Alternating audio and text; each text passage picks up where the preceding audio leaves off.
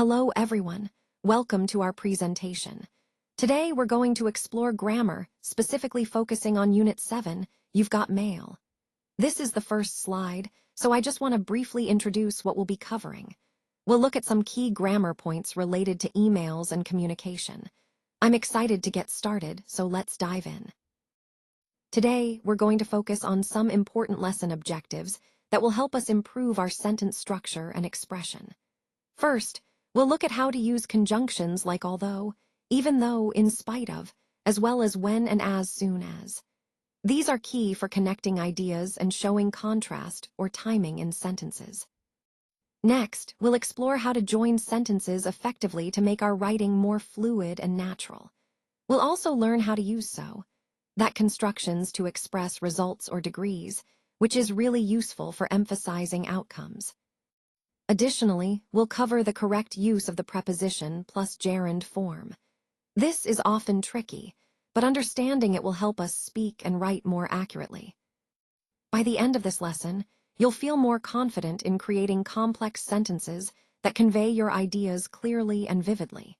So, let's get started and build these skills step by step. Today, we're focusing on some key grammar rules that will help you connect ideas more clearly. First, we have words like so and that. These are used to show cause and effect or to emphasize a point. For example, you might say, "It was late, so I went home." Next, we look at as soon as and when. These are used to describe specific moments in time, helping us talk about events that happen in sequence. For instance, as soon as I arrived, she called me.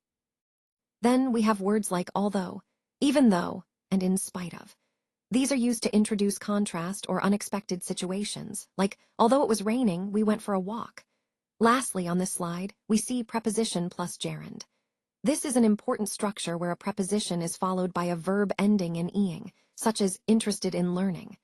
Understanding these rules will help you express complex ideas smoothly and accurately. So remember, these connectors and structures are essential tools in crafting clear, coherent sentences. Now, let's take a closer look at some key points about prepositions and the words that follow them. First, we have gerunds, pronouns, and nouns, which are common objects that can follow prepositions. For example, in the sentence, "I apologize for forgetting her graduation day," the preposition for is followed by the gerund forgetting. It's important to remember that prepositions can be followed by different types of words, either nouns, pronouns, or gerunds. In the sentence, "I apologize to her," the preposition to is followed by the pronoun her. Similarly, in "I apologize to Sarah," the preposition to is followed by a proper noun, Sarah. Now, let's look at some general rules. Prepositions are often followed by nouns, pronouns, or gerunds, and this structure helps clarify the relationship between different parts of a sentence. For example, when we use a gerund after a preposition, we get a phrase like "for forgetting," which shows the action related to the apology. So remember, whenever you see a preposition, think about what kind of word naturally follows, whether it's a noun, a pronoun, or a gerund. This understanding will help you construct clear and correct sentences in English. Now, let's listen to some examples and discuss how these structures work in context. Now, let's look at some more examples of verb plus preposition combinations. As you can see on this slide, certain verbs are commonly followed by specific prepositions. For instance, you might say talk about when discussing a topic, or fight against when addressing opposition. These combinations are important because they help us express ideas clearly and accurately. Notice the variety here. Some verbs are followed by to or for, depending on the context. Understanding these common pairings will improve your fluency and help you sound more natural when speaking or writing. Remember, these combinations often have specific meanings, so practicing them in context will make a big difference. Keep these examples in mind as we continue to explore how to use verb plus preposition structures effectively in your communication. Now, let's look at some common verb-preposition combinations. These are phrases where certain verbs are frequently followed by specific prepositions. For example, you might say rely on, depend on, or believe in. Recognizing these combinations is important because they often have specific meanings and are used together naturally in speech and writing. When you learn a new verb, it's helpful to also learn the prepositions that typically follow it, as this will improve your fluency and accuracy. Keep in mind that mastering these combinations will make your language sound more natural and help you communicate your ideas more clearly. So, pay attention to these pairings as you continue practicing. Now, let's take a look at an interesting aspect of language. Some verbs are often followed by specific prepositions. This is a key point because it can really change the meaning of a sentence or help us communicate more precisely. For example, verbs like depend are usually followed by on, as in depend on someone. Similarly, look is often followed by at, as in look at something. Recognizing these pairs helps us use language more naturally and accurately. This idea connects to the overall theme of mastering language nuances to improve our communication skills. Paying attention to these verb-preposition combinations is essential for both understanding and being understood clearly. So in this slide, we're focusing on how we use adjectives with prepositions. For example, when I say, "I'm used to having coffee at breakfast," I'm expressing that this is a familiar or comfortable habit for me. The phrase "used to" is followed by a gerund or noun, and it indicates familiarity or routine. On the other hand, when I say, "I'm tired of waiting for an answer," I'm expressing frustration or boredom with a situation. Here, tired of is followed by a gerund, and it shows that I've had enough of something. The key point to remember is that certain adjectives like used to or tired of are commonly paired with specific prepositions, to or of, and the choice of preposition can completely change the meaning. Recognizing these patterns helps us communicate more clearly and naturally, especially when talking about habits, feelings, or attitudes. This ties into the overall theme of mastering how adjectives and prepositions work together to express ourselves accurately. Let's take a moment to focus on this slide. Here, we see the word about, which is often used to introduce a topic or give more information. Next, we have of, a very common preposition that shows relationships between parts of a sentence like belonging or origin. Moving on, of appears again, reinforcing its importance in expressing connections. Then we see to, which frequently indicates direction or purpose. Now, the slide directs us to open our workbook to page 292 and look at exercise E. This is our practical activity.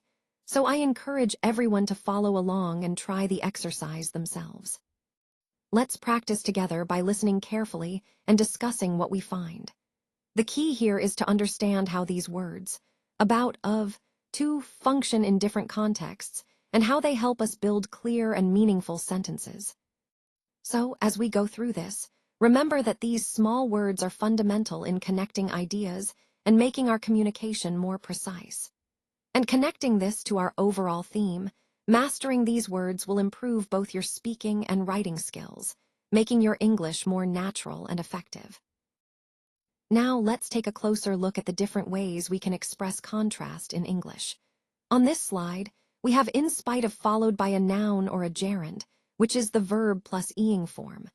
The structure here is in spite of plus a noun or a gerund, like in spite of the rain or in spite of working late.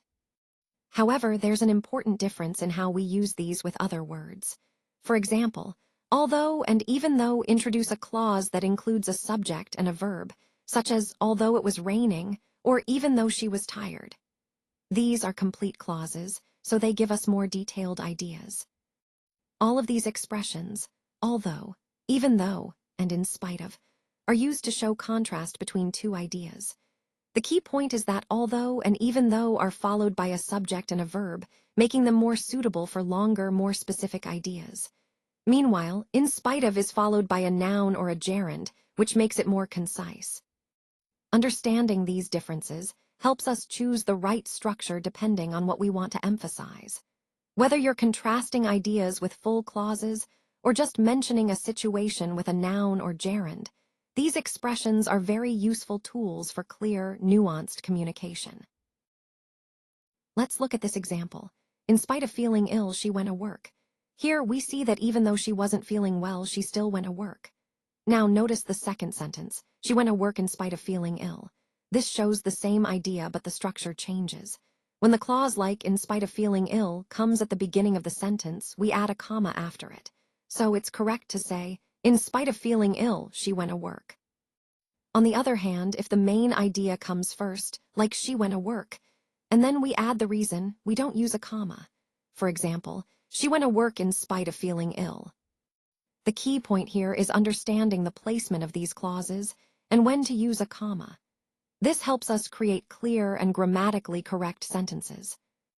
Also, remember the other phrases like although, even though, and in spite of. They all serve to show contrast or concession. For instance, even though it rained a lot, we enjoyed our vacation, and vice versa. We enjoyed our vacation even though it rained a lot. Similarly, in spite of the traffic, I arrived on time, highlights how, despite challenges, the outcome was still achieved. And a final note, when although, even though, or in spite of come at the beginning of a sentence, don't forget the comma afterward. But if they come later at the end of the sentence, no comma is needed.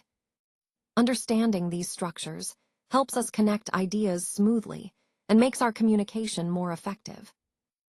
So what I want to highlight here is how we use these conjunctions of time, like when and as soon as, in sentences. Even though they refer to future events, we actually use the present tense after them. For example, in the sentence, "I'll tell you as soon as I know," we're talking about a future event, telling you, but the verb know stays in the present tense. Similarly, in "I'll call you when I arrive," we use arrive in the present tense, even though arriving is in the future. This pattern might seem a bit counterintuitive at first, but it's a common rule in English. It helps keep the sentence clear and natural. These conjunctions connect two ideas, one happening now or in the future, and the other happening in the future, but the key is that the tense after them remains in the present. Understanding this will help you use these expressions correctly and sound more natural when you speak. The first example on the slide shows how we use "so" to express a result or degree. For instance, when I say, "The movie was so good that we saw it twice," I'm highlighting how the quality of the movie was high enough to make us want to watch it again. It's a way to emphasize the extent of something using "so" followed by an adjective or other descriptive words. Next, we see result, written twice to reinforce that "so" is used to show the outcome or effect of a certain situation. Then there's an example with a different context. "There were so many cars that I couldn't find a place to park." Here, "so many" indicates a large quantity, leading to a result, in this case, difficulty finding parking. The slide also points out that "so" can be used with many, much, few, or little to express degree. For example, "so many cars" or "so little time." Finally, the key idea is that "so" helps us connect the degree or intensity of a situation with its result. Whether we're talking about quality, quantity, or degree, "so" makes our sentences more expressive and clear about the consequences or outcomes. Although we often use the word although to introduce a contrast, it's important to understand how it connects ideas. Although something may seem true at first, there might be exceptions or different perspectives to consider. In spite of this, we can still find ways to communicate clearly and effectively. Now, I'd like you to open your student's book on page 108 and look at exercise A. Let's practice together by listening carefully and discussing what we've learned. Remember, although and in spite of are both used to show contrast, but they might be used in slightly different contexts. Pay attention to how these phrases help us link ideas smoothly in a sentence. So, as we go through this, notice the key points, understanding the subtle differences between these phrases and how they help us express contrast more naturally. This will help you improve your speaking and writing skills, making your communication more fluent and engaging. Now, let's move on to the practice activity and see how well you can apply these concepts. Now, let's take a closer look at some common connecting words and phrases that help us express different ideas and relationships in sentences. First, we have because, which we use to give a reason or explanation. For example, "I stayed home because it was raining." Next is as soon as, which indicates that one action happens immediately after another. For example, "I will call you as soon as I arrive." Then there's although, which introduces a contrast or unexpected idea. For example, although it was cold, we went for a walk. In spite of means the same as although, but it's often used at the beginning of a sentence to show contrast. For example, in spite of the traffic, I arrived on time. During is used to talk about a specific period of time when something happens. For example, during the meeting, everyone was attentive. But is a simple word used to connect ideas that contrast or are different. For example, I wanted to go out, but it started to rain. Now, looking at your student's book on page 109, Exercise B, you'll find more examples and practice sentences. Let's practice together. Listen carefully and discuss the examples with your classmates. Remember, these words help us connect ideas smoothly and make our writing and speaking clearer. So, focus on how these connectors show relationships like cause and effect, time or contrast, and you'll improve your English communication skills. Let's take a moment to look at the activity on page 109 of your student's book. Exercise C. This part is really about practicing what we've learned so far. When we listen and discuss, the goal is to reinforce our understanding through active engagement. Remember, the key here is to listen carefully to the audio, then share your thoughts or responses clearly. This exercise helps improve both listening and speaking skills, which are essential for effective communication. So, as you go through it, focus on understanding the main ideas and expressing your opinions confidently. This practice ties into our overall theme of developing practical language skills, so let's approach it with enthusiasm and an open mind. Now, let's get started and see how well you can apply what we've covered today. Now, let's take a look at some common activities and habits that we often talk about in daily life. For example, going to bed late at night or waking up early in the morning are routines many of us experience. Arriving late somewhere or going to the beach today are also part of our everyday plans. Doing homework every night is a regular part of student life, and speaking in public can be a challenge, but is an important skill to develop. Attending your graduation ceremony marks a significant milestone, and studying engineering or English are examples of academic pursuits. Sometimes, we go away on vacation to relax and explore new places. I want you to look at your student's book on page 109. Exercise D will use this as a practice activity.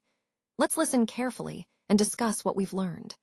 The key is to understand how these activities fit into different contexts and how we talk about routines, plans, or future intentions. Remember, the main idea is to connect these activities to the overall theme of managing time and personal development. So, pay attention to the vocabulary and expressions used, and think about how you can apply them in your own conversations. All right, now let's talk about your workbook exercise, which can be found on page 292 under section D. This is your homework for today. I want you to use this as an opportunity to apply what we've discussed and really deepen your understanding. Remember, the key points here are to thoroughly explain the concepts, but do so in a conversational way. Imagine you're explaining it to a colleague or a friend. Highlight the most important ideas, because those are what will stick with you and help you in real-world situations. And as always, try to connect these points to the overall theme of our presentation, which is about effective communication and understanding. This exercise is designed to reinforce that, so take your time, think critically, and see how everything we've covered fits together. Good luck with your homework, and I look forward to seeing how you apply these concepts.